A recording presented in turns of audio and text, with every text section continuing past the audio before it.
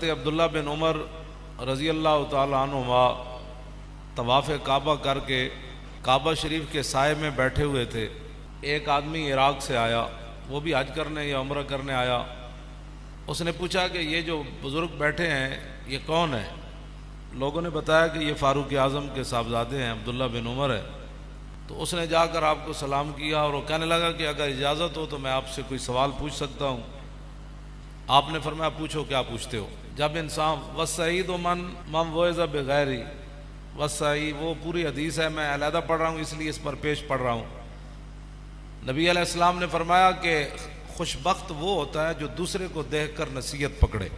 یہ نہیں کہ اس کو نصیحت کی جائے، وہ دوسرے کو دیکھ کر نصیحت پکڑے. توبہ توبہ، اچھا اس نے یہ کام کیا تو اس کو یہ سزا مل رہی ہے، اس نے یہ کام، توبہ توبہ، اچھا یہ اس حالت میں تھا تو اس حالت میں آ گیا، توبہ توبہ توبہ، اچھا یہ اتنا وہ آدمی ہے جو آج اس حالت میں پہنچ گیا. حضور نے فرمایا خوش بخت انسان وہ ہے کہ جس تقریریں سنیں کے بغیر ہی لوگوں کو دیکھ دیکھ کر نصیحت پکڑے.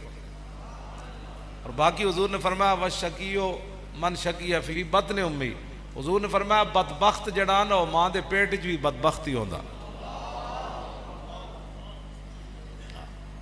اے نہیں کہ باہر آ کے وہ بدبخت بنتا ہے تو وہ پھر لوگوں دی مجلساں سن کے. تو حضور نے فرمایا نہیں، ماں دے پیٹ وچ ہی بندہ بدبخت ہوندا ہے. اب عبداللہ بن عمر سامنے، اللہ کا گھر سامنے، مقام ابراہیم سامنے، صفا اور مروہ ادھر موجود، مسجد حرام موجود. تو وہ عراق سے آیا ہوا حاجی وہ عبداللہ بن عمر سے پوچھتا ہے کہ میں آپ سے ایک سوال کر سکتا ہوں؟ بات میں یہ کرنے لگا ہوں کہ جنہوں نے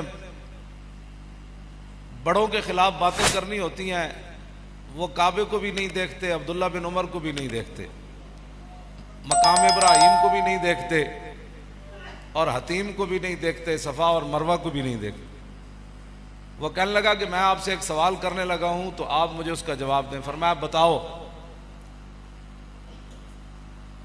وہ کہنے لگا کہ مجھے یہ بتاؤ کہ عثمان غنی میدان بدر میں گئے تھے، عثمان غنی کا دشمن تھا، آپ نے فرمایا نہیں گئے تھے. اس نے کہا دوسرا سوال یہ ہے کہ میدان احد میں جو صحابہ پیچھے ہٹے تھے جب یکدم حملہ ہوا، وہ ٹیلہ حضرت سعید بن جبیر کی قیادت میں جو حضور نے 50 صحابہ مقرر کیے تھے، جب انہوں نے وہ ٹیلہ چھوڑ دیا تو پھر ٹیلے کے پیچھے کی طرف سے آ کر 3000 مشرکین نے دوبارہ حملہ کر دیا. تو کہا وہ جو اچانک حملہ ہوا تھا میدان احد میں، پیچھے جو صحابہ ہٹے تھے ان میں عثمان غنی تھے؟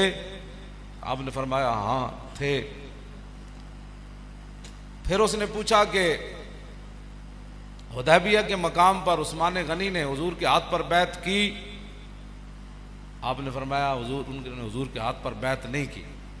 تو کہنے لگا اللہ اکبر، بس میرا جو عقیدہ تھا اس کا جواب عبداللہ بن عمر سے مل گیا. تو نعرے لگاتا ہوا جانے لگا تو عبداللہ بن عمر نے فرمایا اس کو پکڑ کر میرے پاس لاؤ.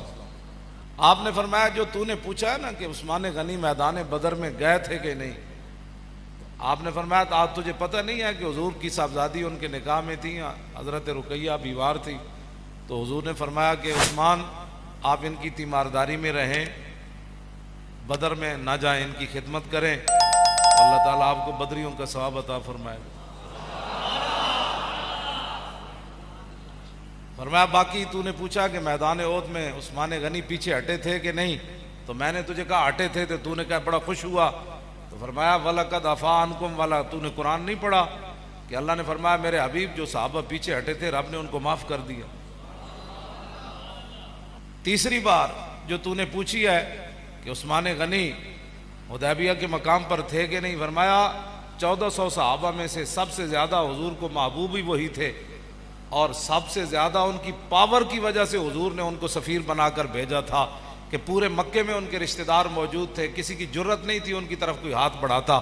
تو تجھے پتہ نہیں ہے کہ حضور کے وہ محبوب تھے، اور حضور نے فرمایا تھا کہ عثمان اللہ کا بھی کام کرنے گیا ہے اور اس کے رسول کا کام کرنے گیا ہے.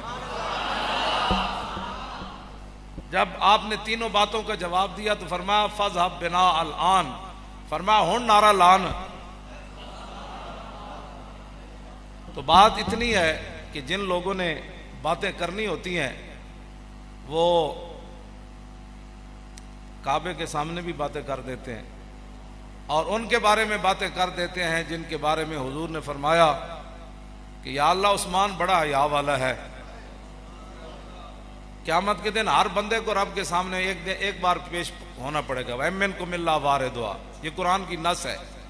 ہاں جی, ہر بندے کو ایک بار رب کے سامنے پیش ہونا پڑے گا بغیر ترجمان کے. درمیان میں ترجمان نہیں ہوگا, اپنے کرتوتوں کا جواب دینا ہوگا ہر بندے کو, سوائے عثمان غنی کے. اس لیے آج کی رات توبہ کی رات ہے. ہر بندے کو پتہ ہے میں نے کیا کرتوت کی ہے, تو وہ جو پیشی ہے نا, وہاں اس دن جھوٹ بھی نہیں بولا جائے گا, ہوگا بھی رب سامنے. بندہ کدھر اور رب کی شان بلند و بالا, تو کیسے کھڑا ہوگا بندہ رب کے سامنے, کیسے جھوٹ بولے گا, کیسے اس کو ندامت آئے گی, کیسے اپنے کرتوت اس کو ایک کر کے یاد آئیں گے. تو آج موقع ہے کہ سب گناہوں کی معافی مانگیں,